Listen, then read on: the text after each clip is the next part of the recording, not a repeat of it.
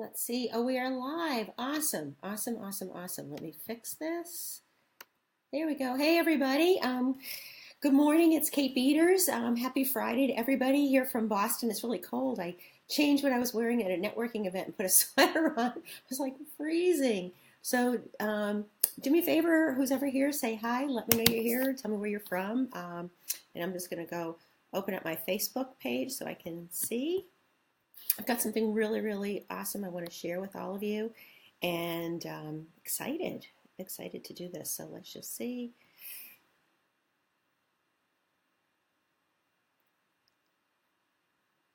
There we go. Alrighty. So good morning, everybody. Say hi. Let me know who's here. I've got some really cool stuff I want to share, and oh, let me take this off. This isn't. There we go. Okay. Some really cool stuff I wanted to share with all of you, and really excited. Especially on a Friday morning, I don't know about you, but usually Friday mornings I'm like ready to Friday's usually my creative day. It's the day I kind of block off, no clients. It's my day for focus and strategy and all that kind of stuff. But I just learned some really, really juicy stuff, and I kind of want to share it, and because I think it's going to have a big impact on all of you. So I'm excited. I've got my notes right here. I've got my switched from smoothie right now. I've got hot water and lemon. So cheers to all of you. And so let me know who's here. I'm going to start sharing some really cool stuff. And, I want to talk about this because you hear a lot of talk about, people, wanting to make money as entrepreneurs and all that. And I'm listening to some of these things I heard this morning, and I realized, gosh, we're kind of in so many ways almost self-sabotaging ourselves. And so I want to talk a little bit about what's going on, and then what you can do to shift all that, because I think you'll be happily surprised how some of it's actually kind of easy to just kind of make some tweaks and shifts in your business, and that's what you really, really want. So just take a sip here. And please let me know who's here. Say hi. If you like what I'm sharing, please do likes or shares or hearts and all that kind of stuff. So what I'm talking about today is really kind of what's going on with the money entrepreneurs are bringing in. And, you can tell from the subject line, I aimed it at women, but truthfully, it's anybody can apply it. But it's just so prevalent with women. I was shocked to learn these stats. And I knew there was a differential. But I think when you hear the stats, it always is kind of surprising. And this was actually a study they did in the UK that women entrepreneurs are paying themselves 27 to 29% less than men. That's crazy. They're entrepreneurs. They actually can dictate their own salary. that is insane. So I'm going to explain in a little bit about what's going on. But isn't that just wild? And you may have already thought that. But when you actually see the numbers, that's really, really crazy. That's close to almost a third less. So this morning, I got up bright and early and went to a networking event, and they had a lovely speaker, and it was a woman named Carrie Healy, who was a former lieutenant governor of Massachusetts, and now she's president of Babson College, which is, I guess, considered one of the leading, if not the leading, school for entrepreneurs for degrees and all that. And she was sharing some interesting stats, and I wanted to kind of pull that into how that plays for us as entrepreneurs, because I think when you hear it, it'll kind of maybe help you make some shifts and see what you need to change in your own business. And so you might even, usually I don't tell people to take a pen and paper out in these live streams, but you might want to write some of this stuff down because it's kind of interesting. So let me let everyone just get that. And so, again, good morning, everybody. Happy Friday. So one thing that she shared with us is that they did a study in the UK, and that female entrepreneurs were paying themselves 27 to 29% less than their male counterparts. And when you think about it, why would they do that? It isn't like, we all know there's a big problem going on that in corporate, women are being paid less. In the business world, women are being paid less. In any job, women are being paid less. But as an entrepreneur, you technically dictate your own salary.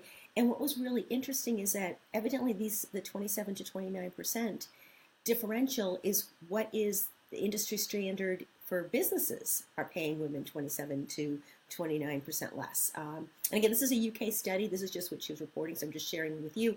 So what they actually did, and some of you have heard me talk about the comfort zone, is they actually brought their income to kind of what is their belief of where women should be paid as opposed to what they believe. So is everybody following that? Because that's really, really, really critical to see that they lined up, even though it was their own business, they lined up to what society was actually implementing right now. So that's a big, huge aha. That was a huge, like I said, when I heard that part I wasn't aware of, and that was a real kind of eye-opener for me to realize that they kind of let go of what they believed about themselves, what they believed about their services or their business or anything at all like that. They kind of let all that go and just said, this is what society dictates, and that's where they laid their pricing down.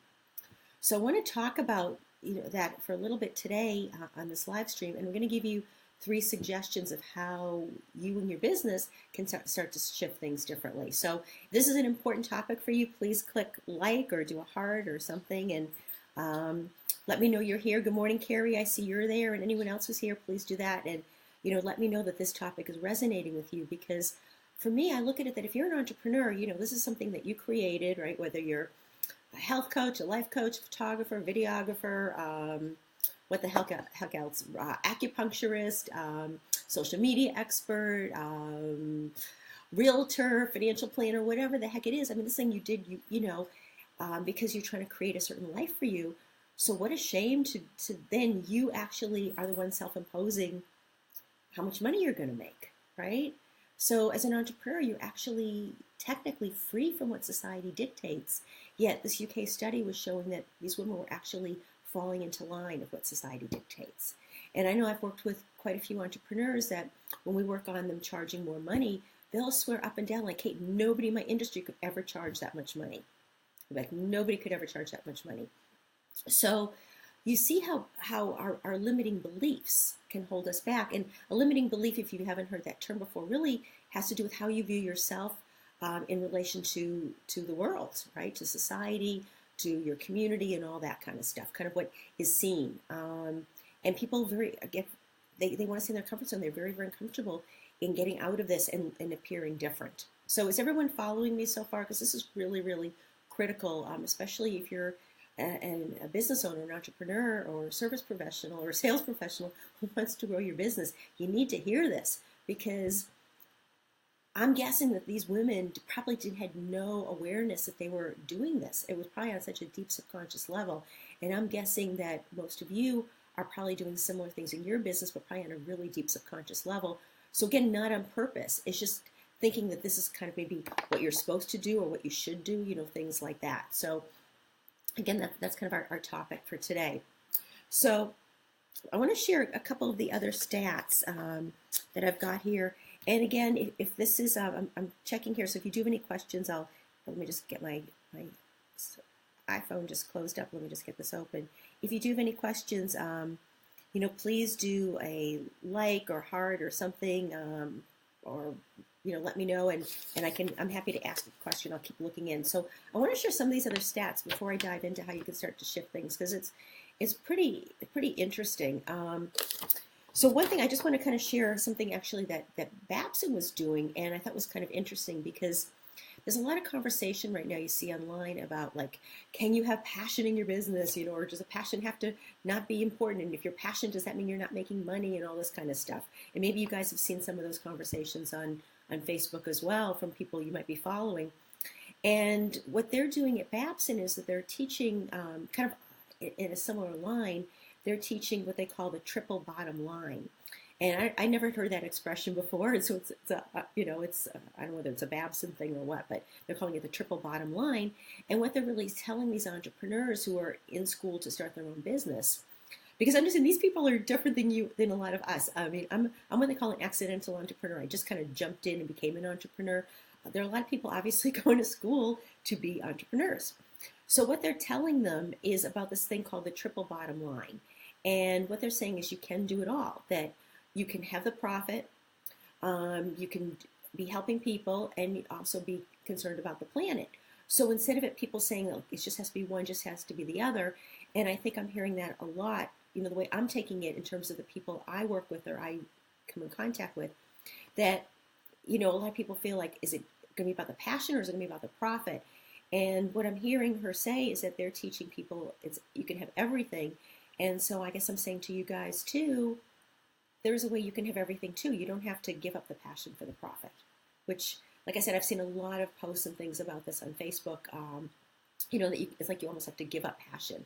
And they're teaching you can have it all. Again, I'm not pushing people to go to Babson. I'm just saying, I thought it was kind of interesting what they're teaching to hear what's kind of being taught in higher education about our industry, right? So the other thing, too, they're talking about is a word I use a lot because it's one of my top core values is integrity. And the big word that they're using is ethical, right? And I was like, I always talk about integrity because I see all these damn Facebook ads, and I'm just like, I just want to go like, bullshit, bullshit, bullshit, I don't know if you guys say the same thing too, that you see these ads or people go like, I was living in my car and, all I had was water and to drink and mud to eat. And then, within 24 hours, I figured it all out. And here's my castle that I live in. And here's my limo that I get drived in. And, here's my big pile of money. And this all happened within 24 hours. And I'm going to teach you how to do it too. And a word I think we use a lot in the entrepreneurial world is integrity. The word they use in Babson is ethical, right? About running ethical businesses. And I'm thinking, I wonder if, how that would start changing a lot of our marketing if our focus wasn't just on integrity, but also on ethical. So again, just sharing that, little food for thought. Curious, does anyone kind of see a little difference between ethical and integrity? So, again, if this is making sense, do likes, do hearts, ask questions. Because I'm going to dive in and share a couple of strategies for you guys in a minute. But I just want to share some of these things because I think they're kind of cool, and I want to keep you guys up to date. So a fun fact in the United States that over 1,200 women, actually over 1,200 businesses are open each day by women. Sorry, it was hard to get out this morning. So that's pretty powerful, huh? Over 1,200 businesses each day are opened by women in the United States. So that is a very, very cool fact in case you didn't know that. We all know, of course, entrepreneurial businesses are on the rise, but I thought that was kind of cool. So the other thing I want to share, and also too, as some of you may be aware, is that they're also finding too that women supporting other women is one of the fastest ways of helping women grow their businesses. Men look at things very differently, and what she was saying, and I can totally see it. I see it with the clients I work with in my groups and in groups I belong to, is that men are much more competitive than women, where women are more like, let me help you, let me support you. And so very often if a woman is trying to thrive and she's in a very competitive type of group, that sometimes she can get pushed aside. So that what they're finding, at least at Babson, is that when they have separate groups for women, they're seeing the women thrive even at a faster rate than when they're with the guys. So again, just sharing that, something to kind of think about, right? So it's all kind of interesting how this is all kind of coming around. We may see some of these things. It's interesting to see that, one of the top schools in the world is implementing some of these things too.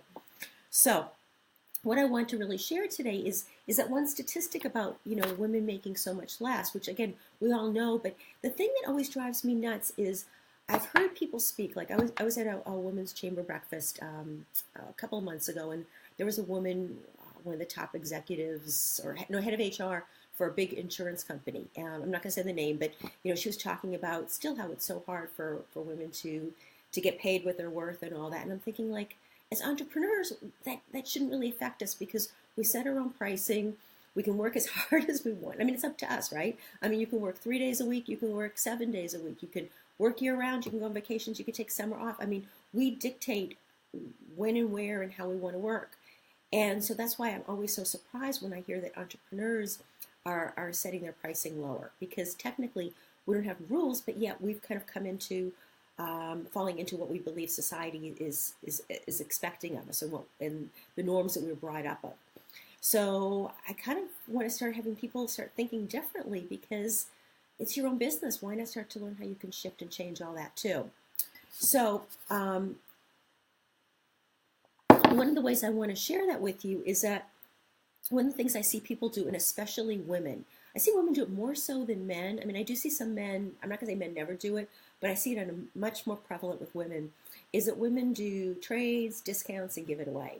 So if this is resonating, if any of you guys have ever done that, I mean, raise your hand. I mean, well, you guys can't see that hand, but I mean, man, I was like the queen of that in the beginning of my business.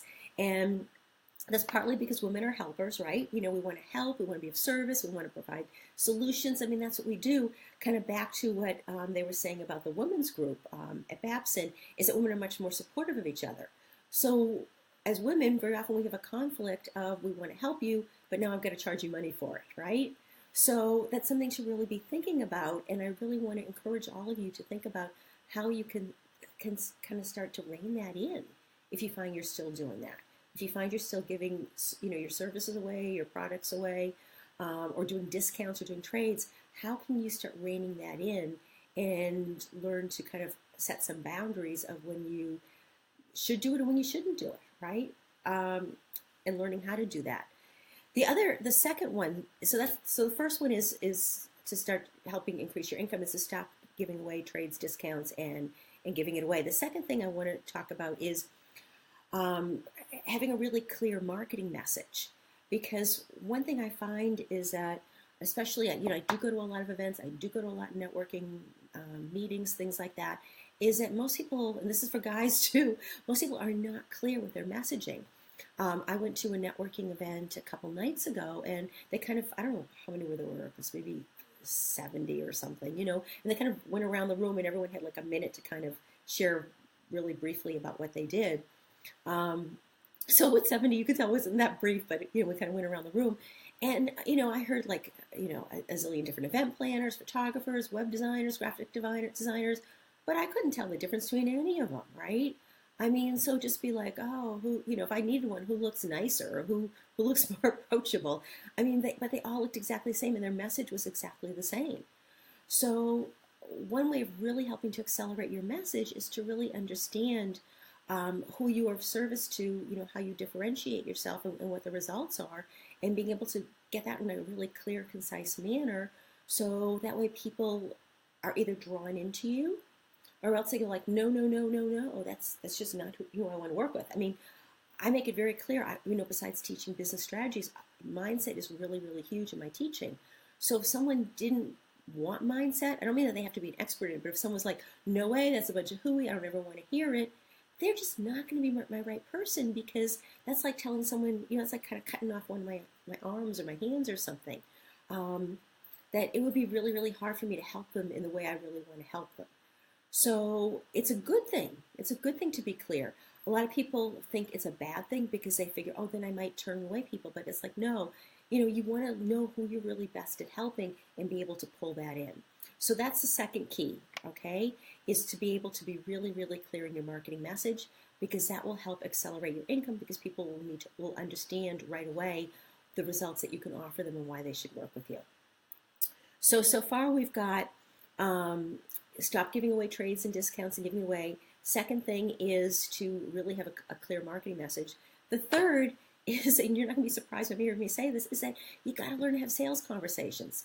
And something that's really, really pissing me off in this industry, and I'm blaming, I've seen a lot of women do this, and it's just, women are kind of becoming the enemies to the women sometimes, is that they're creating programs or getting online and saying like, you don't need to do sales, you know, you don't need to make any money, you know, you don't need to learn how to do sales to make money, and sales are bad, and this and that, and you know, that's such a really bad thing to tell women. In fact, I remember there was this one course that I bought recently, and just because I was curious about what she was teaching, and part of her whole big marketing message was no more sales conversations. And being someone who's an expert in sales conversations, I was like, okay, I'm kind of curious, like what the hell is she teaching that you don't have to sell anything, right? You know. And sure enough, it was like a 6-part thing. Class 3, or you know, the third lesson or whatever, was all about sales conversations.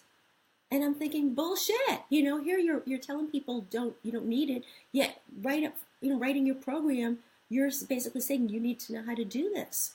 So I think a lot of women are afraid to say something, because I think a lot of people feel sales conversations is like a masculine thing. And again, I think that's just from maybe past limiting beliefs. I don't think it has to be. But I think women are being of disservice because they're telling people, they're kind of leading them in, like, kind of, again, is this an ethical, is it an ethical thing? I don't think so. When you're basically saying you don't need sales, and yet your course has sales conversations in it. But you need to know how to do that. You absolutely have to, because at some point, whether you have a product, whether you're selling from stage, whether you're having a Facebook group, whether you're doing a webinar, whether you're doing networking, whatever the heck you're doing, ultimately, at some point, you need to have some kind of sales conversation in some form to get people to say yes to you.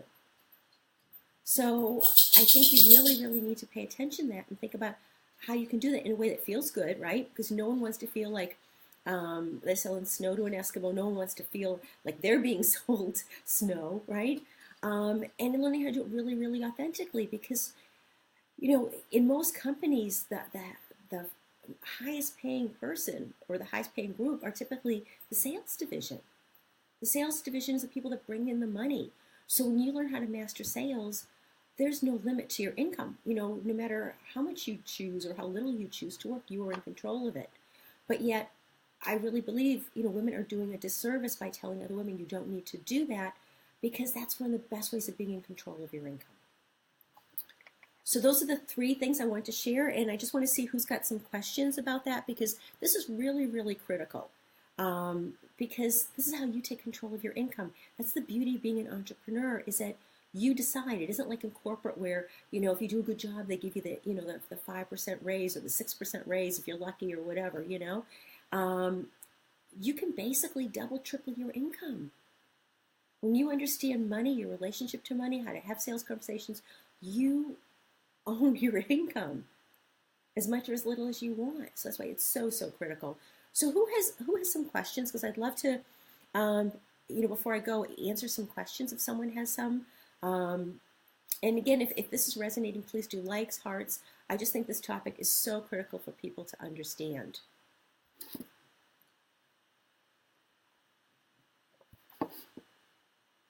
Just take a look here. Open up my iPhone. It closed up for a second. And the other thing I just want to remind everybody, I am doing a live event in June, which is like, it's June next month. It's crazy how fast the year flies by. And I'm teaching sales conversations in a way that feels good, that feels easy, that doesn't feel slimy, that just feels like a natural conversation.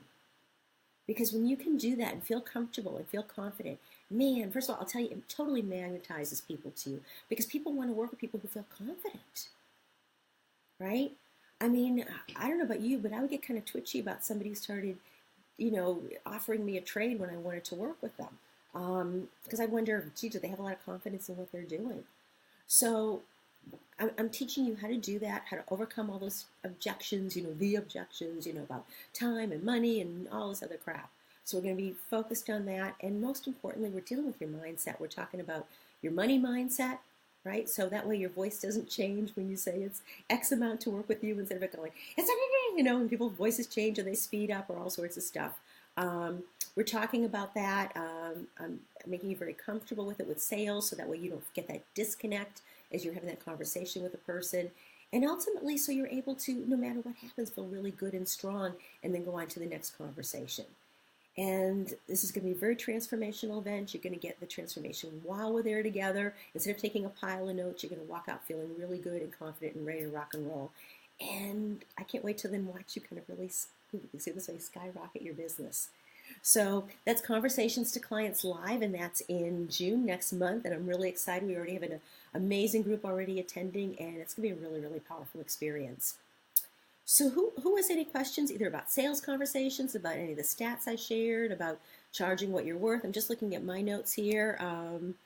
Any of this kind of stuff, marketing messages. I'll give it another minute, see if anyone has any questions, and let me know. I'm happy to answer anything for you that I can before I go. And get on with my strategy for the day. So any questions about the 3? Again, I want to just remind you, the first one is stop don't know which finger, I'm like doing this backwards. First one is stop doing trades, discounts, and giving it away. If you are, learn to do it really, really deliberately. Because if you do it deliberately and strategically, that's a different thing. If you do it out of a place of fear, then that's not the right thing. Okay, so there's a difference in how to do it, and you always want to do it the right way. The second key to raising your income is have a really clear marketing message, so people really understand why they want to work with you and what the results are they're going to get from you, right? Pull them in, magnetize them, and at the same time, push away the people that aren't right, okay? It's like if someone said to me, Kate, like the example I used earlier for those of you joining late, I have no interest in mindset work or inner game work or any of that other kind of stuff. That way I can kind of push them away and wish them well and give them to somebody who doesn't know mindset, So that's number two. And the third is to really learn sales conversations. And so again, I'm going to encourage all you women out there promoting, please stop telling people they don't need to know how to do this, because you and I both know it's a bunch of BS. You're doing sales conversations. They got to know how to do it. So remember, like I was saying, Babson's teaching about being ethical. So go ahead and please be ethical too in your messaging. So everybody, I want to wish everyone a wonderful rest of the day and a wonderful weekend. And for the moms watching, happy Mother's Day. And for everybody who else wishing all of your mothers a happy Mother's Day too. Bye now.